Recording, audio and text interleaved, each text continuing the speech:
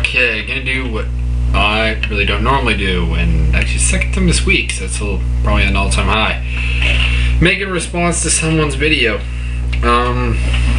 This is obviously to Jeremy's request video. I'm gonna expand on 3 topics that he talked about, and that I just think need sort of expansion on, and this seemed to be like the most appropriate way to do it. First is Michael Bisping and Diego Sanchez cutting down in weight.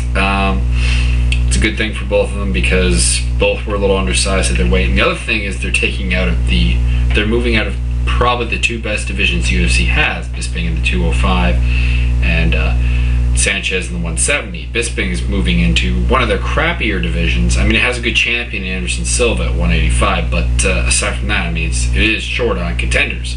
If you're looking at whether Bisping will get a title shot a lot sooner now, yeah. The same thing could be said for Diego Sanchez, even though I don't see Diego getting a title shot at 155. I also don't see him getting a title shot at 170. So, kind of goes both ways. What am I looking at? Well, Bisping, there's talk of him fighting Jason McDonald, and that fight could go either way. I mean, Jason McDonald is a big, strong guy who has good submissions, doesn't have great stand-up, doesn't have great wrestling. The question would be, could Bisping sprawl and brawl him, which would likely be the best strategy, and if he could, he would probably win a decision or finish him with a TKO, maybe a knockout. If McDonald can get him to the ground, it's not a guaranteed win for him. I mean, Caleb Starnes beat him on the ground, and hell, Patrick Cote tapped out Jason McDonald, so he's a little tap happy, and Bisping has a good ground game. He's got well-rounded skills. He would be a hard one to submit also for McDonald, who doesn't have great ground and pound either. So it's the way it goes. Next, Fedor versus Randy. Do I see it happening in the UFC? Alright, short answer is no. As Jeremy said, I see it happening, and it'll probably be in M1. Now, here's why it wouldn't happen in the UFC. I think it would not. Maybe you need some more detail, and that is the UFC does not co-promote with anyone. They don't have to. They don't need to. Their fan base that accepts the UFC as the mecca of MMA, and they don't need to acknowledge these other promotions. They don't need to acknowledge Fedor is the best fighter in the world. Now, if they could have signed Fedor to a contract with the UFC, I think we could have seen this fight in the UFC. But since it didn't happen, I don't see them promoting this match just because Randy's gone. I don't think they're really going to make much of an effort to get Randy to come back.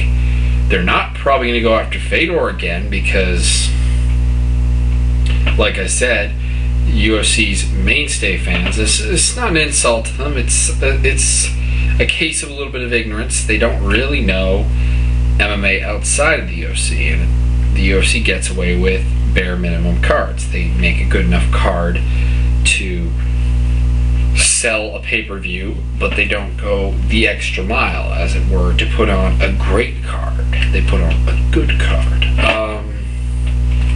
Basically all there is to be said about that. UFC will never co-promote. They don't have to. They don't have to acknowledge Fedor being the best in the world. They don't have to acknowledge Randy even as a good fighter. So, I mean, why bother? They're businessmen after all.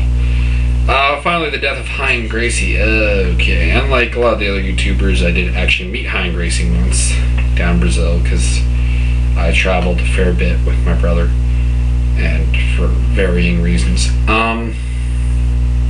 What I have to say this, it's a loss to the MMA world because, of course, Hein Gracie is, well, he's a Gracie, and they are somewhat the founding family of MMA. There are some other names that we need to drop. The Gracies certainly do deserve credit for MMA being in the state it is today. They put the idea out there. He was actually a pretty good fighter by the Gracie standards, and by that I mean he actually developed some decently well-rounded skills. He had a little striking, and he got some good wrestling, actually. And of course, he had the Gracie signature, which was good Brazilian Jiu-Jitsu. He was always a little crazy and a little hot-headed. This brings me to my point outside of fighting. He definitely wasn't the world's nicest guy or great citizen. He was a troublemaker in Brazil. He was a hothead. He was died in police custody. That should tell you a lot. And he was trying to steal someone's motorcycle or shot himself in the balls, which is always nice. So this might actually be, I don't like to say it about death of a person, this might be a good thing for society of the area.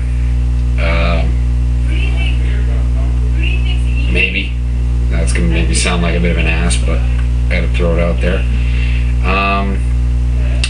It's a blow to the Gracie family because it means one of their number gone. It's one of their actually more promising guys because, like I said, he learned some skills that a lot of the other Gracies, such as Hoyts, have never picked up.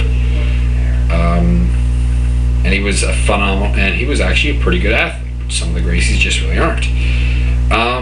That's kind of all I got to say. The other topics Jeremy fulfilled quite well. I mean, that's why he is one of the best. And Jeremy, keep doing what you do because, I mean, you make jobs for the rest of us quite easy because we learn from you.